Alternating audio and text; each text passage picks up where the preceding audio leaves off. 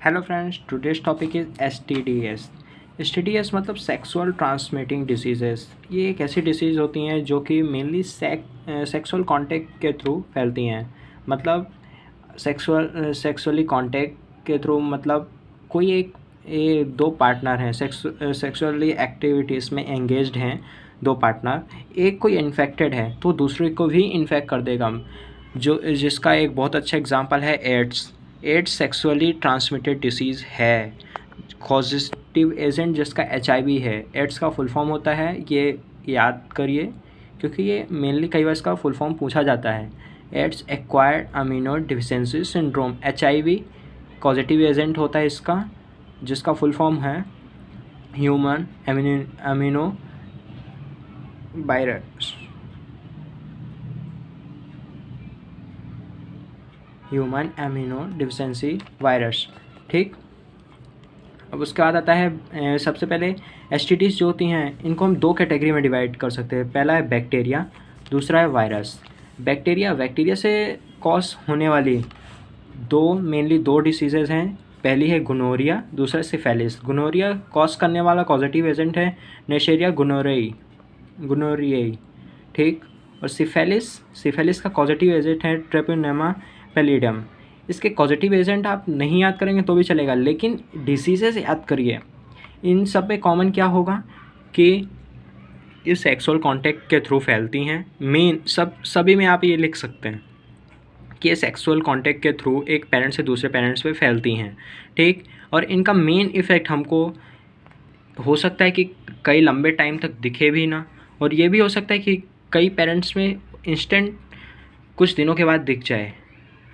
ये इसका मेन जो होता है, मेन सिम्टम्स जो होते हैं वो जेनाइटल एरियाज़ में शो होते हैं, जैसे कि फ्लूइड डिस्चार्ज हो गया, म्यूकस डिस्चार्ज हो गया, swelling in the genital area, या फिर इचिंग हो गया। ऐसे सब सिम्टम्स हमको मिलते हैं, ये सब हम लिख सकते हैं इसमें।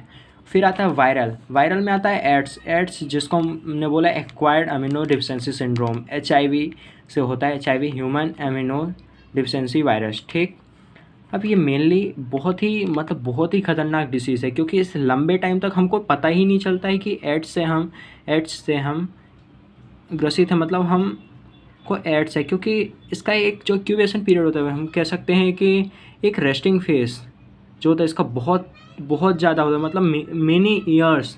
फर्स्ट फेज़ में तो हम पता ही नहीं कर सकते, क्योंकि हमारी बॉडी में जब ये जाता है तो मैक्रोफेजेस सेल होती हैं। मैक्रोफेजेस सेल में ये जाता है और वहाँ पे खुद के नंबर को बहुत ही तेज़ी से इंक्रीज़ करता है, और उसके बाद ये लिम्फोसाइट्स में मैक्रोफेजेस के बाद वो ब्लड में आता है, ये दूसरे WBCs को इन्फेक्ट करता है, जिसके कारण उनका नंबर बहुत ही तेज़ी से डिक्रीज़ होता है, जिसके कारण जो हम जैसे कॉमन कोल्ड जैसी डिसीज़ेज़ हैं उनके अगेंस्ट भी हमारे अंदर इम्यूनिटी नहीं बचती, और हम उससे भी बहुत ही बुरी तरीके से इन्फेक्ट हो जाते हैं, मतलब कह सकते हैं बीमार पड़ जाते हैं। इसीलिए इसको हमने एक्वायर्ड अमीनो डिफिशिएंसी सिंड्रोम कहा है।